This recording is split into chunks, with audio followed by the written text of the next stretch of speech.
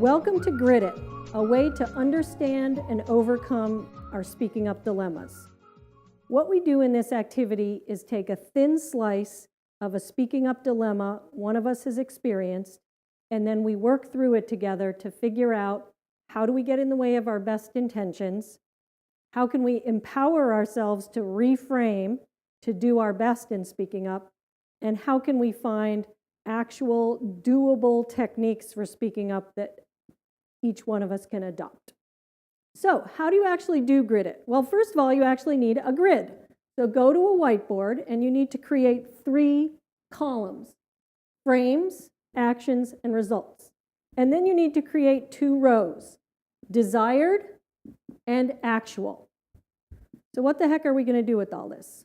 What we're going to do is we're going to start with what you wanted to have happen, and we're going to compare it to what actually happened, and then we're going to reverse engineer how you got what you actually got. So most of us, when we have a speaking up dilemma, the problem is we didn't speak up.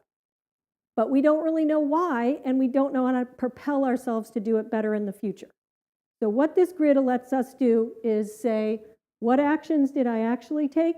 Maybe I didn't speak up at all. Maybe I did it in a wimpy way. What was I thinking such that I took those actions? And then what we want to do is figure out how to do it better next time. So we're going to invent some new frames that are going to help us have some new ways of thinking to propel new actions to get a better result for patient safety or whatever it is that we care about in terms of that speaking up moment. So today's Grit It, we're going to work on Janice's story about trying to buy a burrito. So this comes from my speaking up story, Jay's Burrito, and if you haven't watched it, take a look at the video. Great. So Janice, where we're going to start is on that day that you were at the fair with your kids, and the guy was serving the burrito and he had a cold and germs were going everywhere. What were you hoping to accomplish by your speaking up or not speaking up? Well, I think the first thing was I wanted to get burritos for the kids. I did not want him to get fired. I definitely did not want my kids to get sick. Sometimes when we work on these cases, like it all seems very clear in the moment. It's helpful to sometimes add in this box, what would you now wish as outcomes, like 20/20 hindsight? Yeah. Protection of public health, practicing what I preach, which is speaking up. Okay, so now what we're going to do, Janice, unless you have anything else, is we're going to move on to what actually got achieved by your actions or inaction. I often find it a little embarrassing, like, whoa, I didn't get anything I wanted, or I got something I wanted. So yeah, let's take a look at this. Did your kids get burritos? They did not get their burritos. Okay, no burritos. What about this? Avoiding him getting fired? I don't know. I would say from my action, no. And it looks like you also avoided having your kids get sick because they didn't get to eat the germy burritos. Yes. What's your take on these other goals that you had? No and no. Okay. I don't think I protected public health. You were not I did not speak up. Okay. What we're doing here in this Grit It is we look at what did the speaker-upper want to achieve and what did they actually achieve. And Janice is saying, disappointing, unbelievable. I just want to say this is super normal, and this is why we do Grit It. We often have the best of intentions, and our impact is not what we wanted. We don't get there. And so why we're doing this is to figure out how someone who really cares about speaking up, cares about health, might get in this pickle. So let's figure out what happened. Okay, Janice, so now what I'd like to do with you is think about what did you actually do that led to these results? So I paid for the burritos and threw them out. Okay.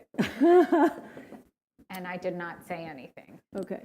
There's a lot of research on speaking up, and a lot of us do this. We find a workaround, and we don't say anything. Let's think a little bit about your thinking. So what were you thinking such that you did this? I was thinking that if I said anything, that he might get fired. There was a little bit of a language barrier in that he was Spanish speaking, and I wasn't 100% confident on my Spanish. Even if I say something, he may not respond? He would, yes, or maybe it wouldn't help. Ah, great, okay. I know this seems kind of obvious, but I'm thinking there's some kind of frame around the causal relationship between, Jeremy Burritos or his having a cold or his being sick or something and the kids getting sick. I felt like, well, if I threw away the burritos, the kids will not have contact. Okay, great. I was not at all thinking about public health. Okay, It didn't even occur to me. I was only thinking about my kids. okay. So let me just clarify where we are right now. Okay. So what we did is we kind of found out what did you want to have happen, what actually happened, and now we have to some degree reverse engineered the things you were thinking that led you to do what you did or did not do that led to those results. So the mystery here is we've got an expert in speaking up who didn't speak up in a context where she knows how and actually paid for some food and then threw it away. Yes. So the mystery is, why did that happen? And we've found out a bit of that, which is, you're really worried about that guy getting fired. And you're also worried about the actual effectiveness of speaking up to him, whether it will actually have an impact. And you weren't necessarily propelled by other things because at that moment you just weren't thinking about other people. Yeah. So this kind of starts to make a little sense. So now what we're going to do is we're going to start inventing and crafting new solutions in the form of what might you think differently next time and or what might you do differently next time to get better results in terms of speaking up. What are your thoughts about ways to reframe? I think that I should have held the basic assumption for him that he is someone that I can speak with and that he may give me a response rather than thinking that it wouldn't help. Okay. So the basic assumption, that's shorthand for thinking he's intelligent, capable, wants to do his best, and can improve. And therefore, if you do talk to him, he might well be able to respond or have an interesting thought about why he's doing what he's doing. If I had asked, it could have been something like, I've already called my cousin. He's on his way to take over. Something. Okay. I wouldn't know because I didn't ask. Okay. So we can actually say, we can go back to your actual actions. You didn't say anything, but more specifically, you didn't ask his take on it. This seems like a really tough one. I think I would be really worried about somebody like that getting fired also. Yeah. I could provide help in other ways. I'm going to keep us on this one for a little bit because my intuition to some degree is that this is a very sticky frame. Yeah. So I'm thinking a couple other, like if I say something it does have a negative impact, maybe I could help in other ways. I think the other, maybe we try this. What do you think about this? If I say something, it might propel a more professional, it might propel a better working environment over the long term. Like they're making people come in who are sick. Yeah.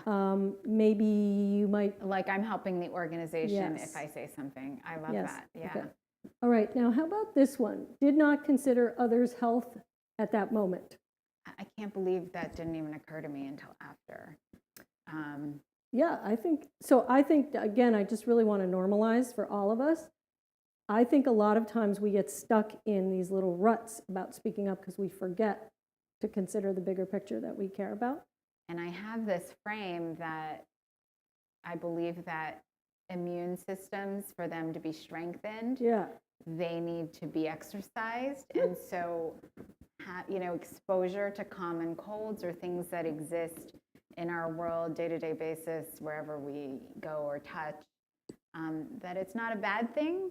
And if I had the frame that this could potentially be hepatitis or something that's really dangerous, then I think I would really consider public health and protecting.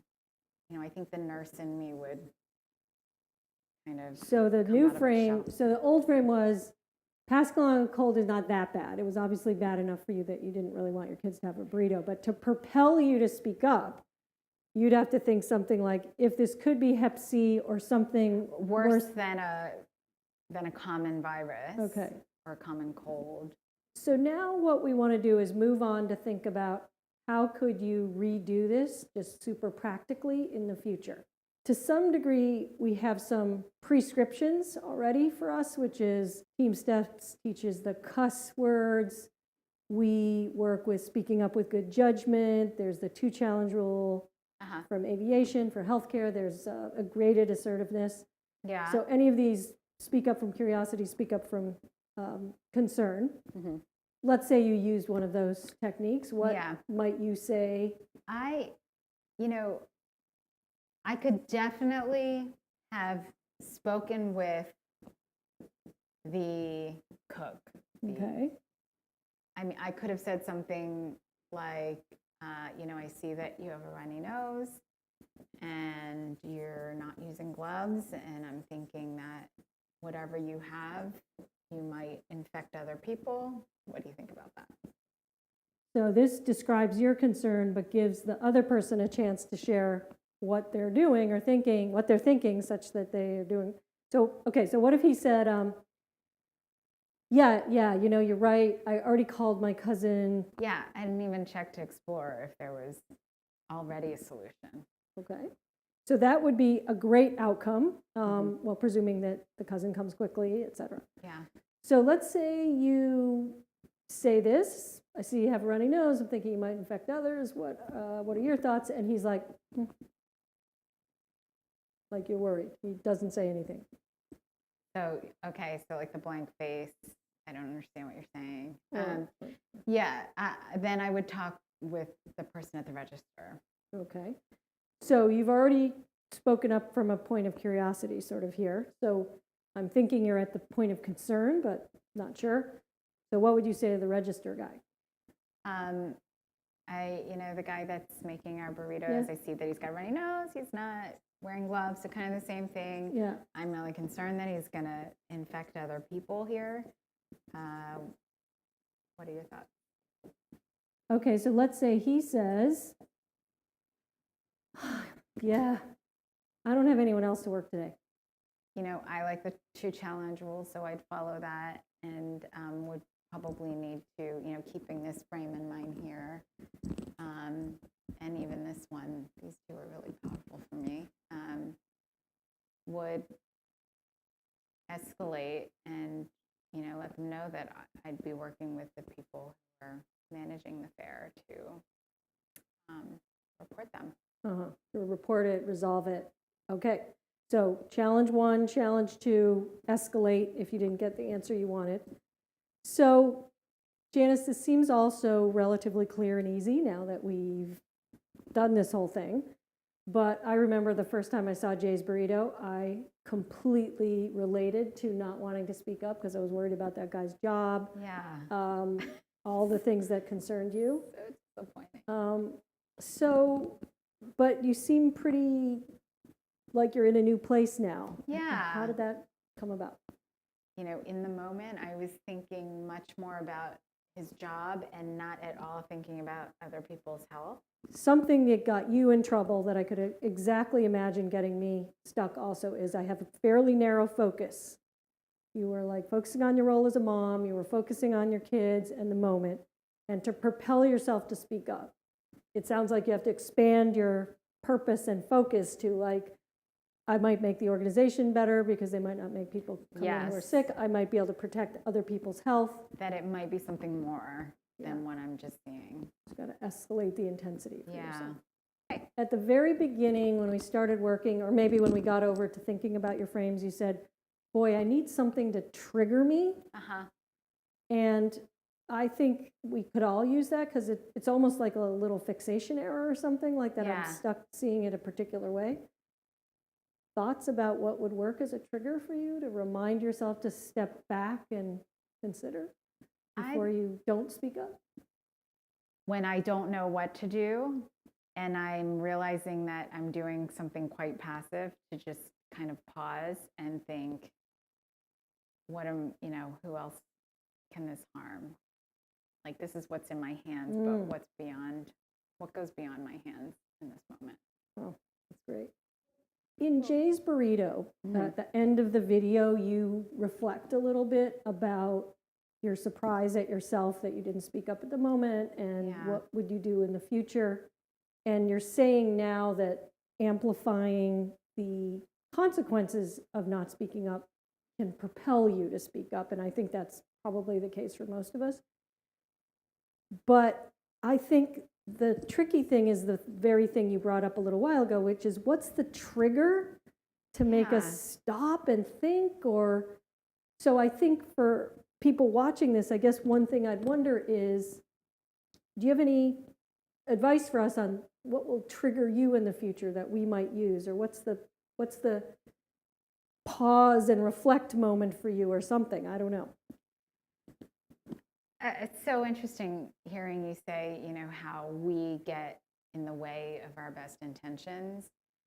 I think I misprioritized this guy's job over the health of other people.